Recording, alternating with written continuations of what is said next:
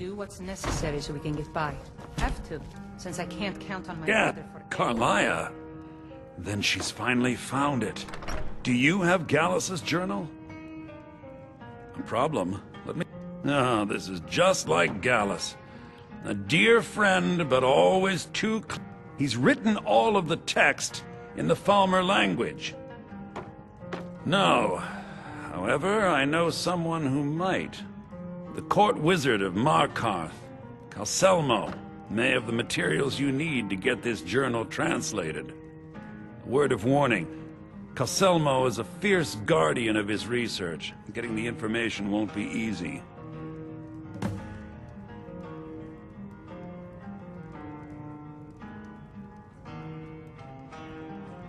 Besides the fact that there are only a handful of people in Tamriel that even recognize the language, I'm fairly certain he was planning some sort of a heist that involved a deep understanding of the Falmer language. Sadly, we never had the opportunity to speak about the details. Ironically, I pointed him in the same direction I pointed you, to Markarth and Calselmo. I'm only hoping whatever means he used to learn the language will still be available to you.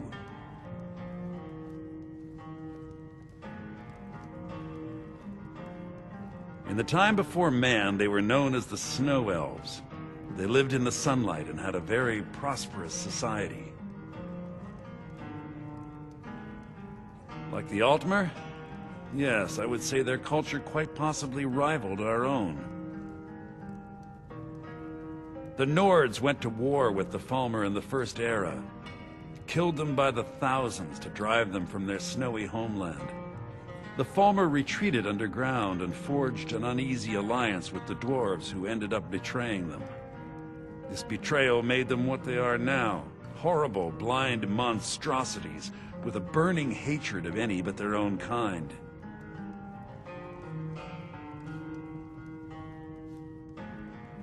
Yes, I suppose you're right.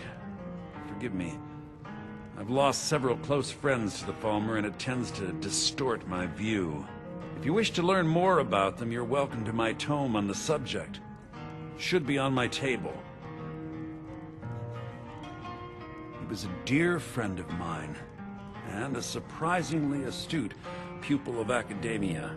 I was devastated when he was killed. I suppose that risk always coexisted with his line of work.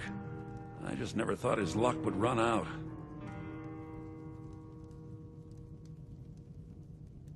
For the thrill, of course. He was quite clear that he felt more in his element climbing through a window rather than hunched over a dusty tome. Yes, quite an amusing anecdote, actually. I caught him trying to break into my laboratory. I was about to show him the error of his ways when he made a curiously astute comment about my research notes. I was astounded, and in turn it led to a conversation. Who would have imagined it would lead to such a strong friendship? Calselmo is stubborn as a mule. Be careful when you speak to him.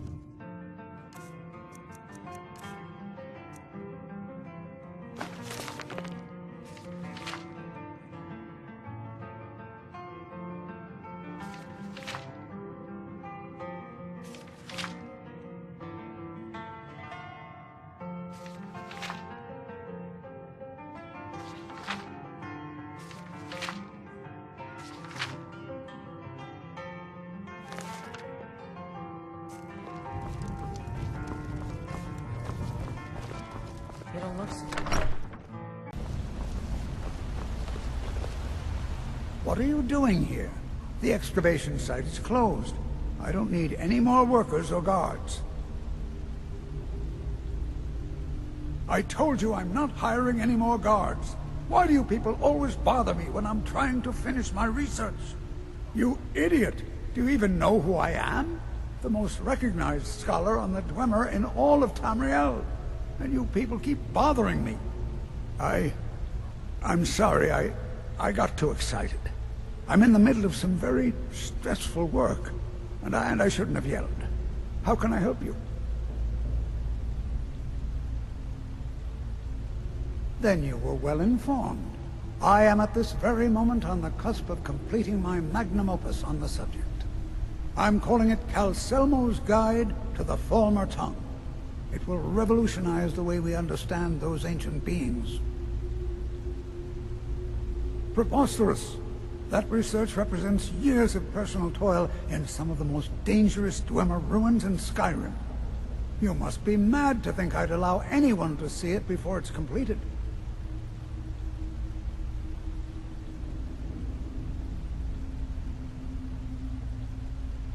While I appreciate the sentiment, I still have to decline. Being an admirer, I'm sure you can appreciate the need to keep my research a secret. I'm not certain how many scholars you're accustomed to dealing with, but I can assure you that personal wealth is our lowest priority. Do you realize that at a snap of my fingers, I can bring the entire Markarth City Guard to my defense? You best rethink this course of action, or you may find yourself on the executioner's block. Very well. Perhaps when my research is complete, I'll feel more comfortable discussing my findings with you.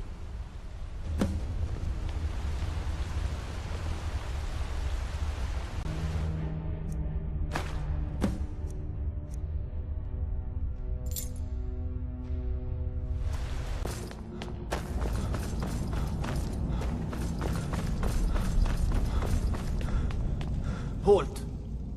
The Dwemer Museum isn't open to anyone without the court wizard's permission. Because Calcelmo doesn't want anyone to go in. He runs the museum. He makes the rules. You have a problem with that? Go talk to him. You'll find him in front of the ruins during the day, just down the tunnel. Whole Dwarven city, and got to thinking, I mostly deal with petty thievery. Been too long since we had that. What a waste. There must be a dozen men of them. Calcelmo called it his time. By order of the Jarl. Stop right there.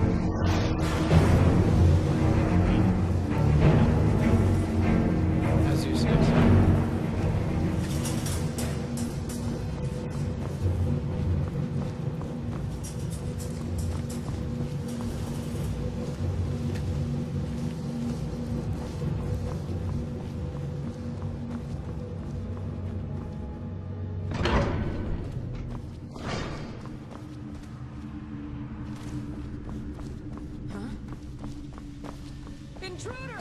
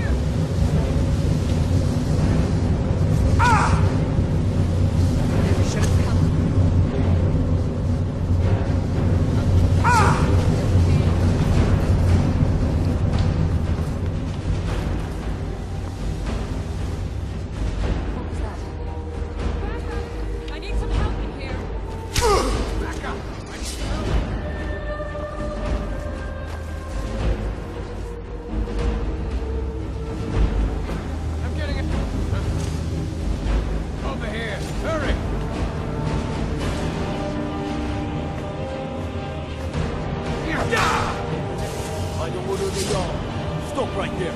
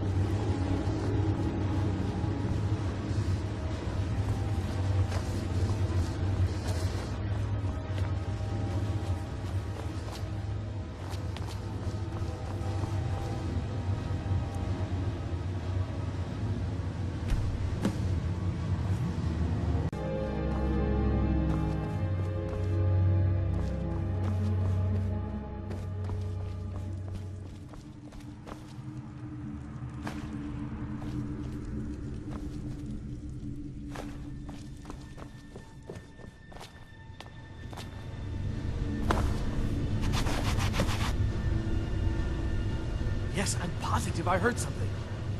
All right. If there is a thief, he won't leave this tower alive. But shouldn't we inform Master Calcelmo?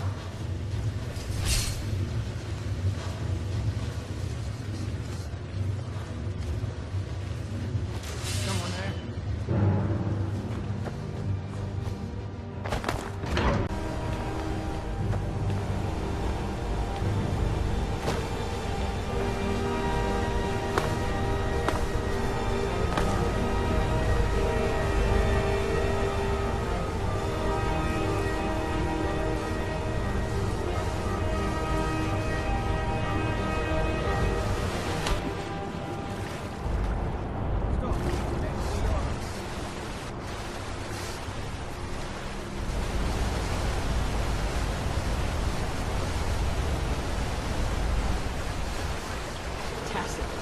What is this?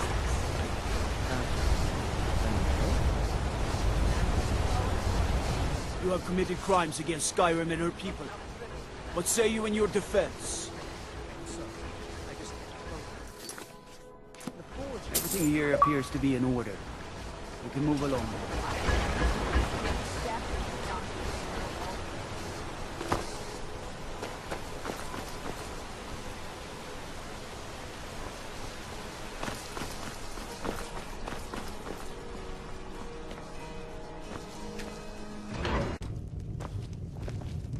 Just say the word if you need a drink or something to eat. Just glad all that business with Malin is over with. What did you need?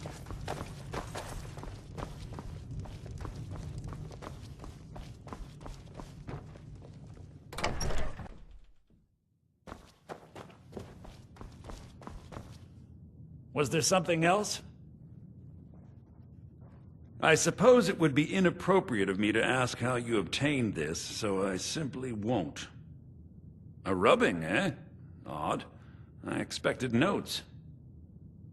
I understand. Now, let me take a good look at this. Over here, please.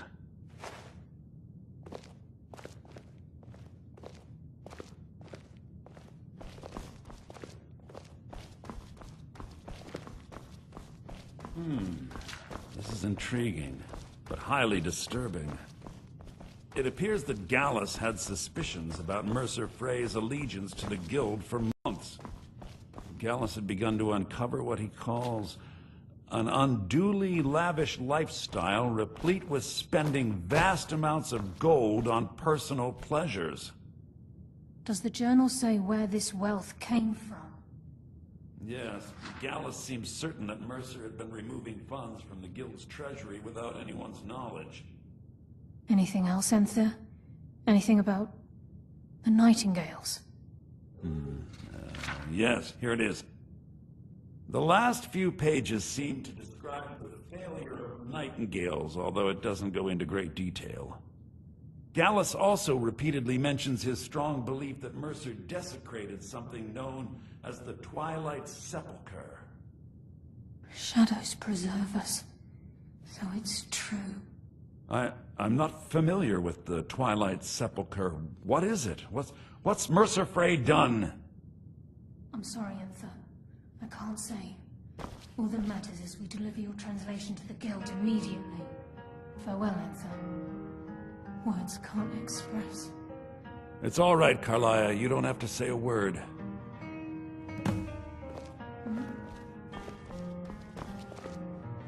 Listen, all I want is the truth to be revealed to the Guild. They respected Carlia, and she deserves better. Do whatever you can, and I'd consider it a personal favor. If trying to rid yourself of stolen goods becomes a burden and you find yourself in Winterhold, visit me at the college. I've been known to handle items of questionable interest from time to time, and I'll see what I can do. We must hasten to Riften before Mercer can do any more damage to the Guild.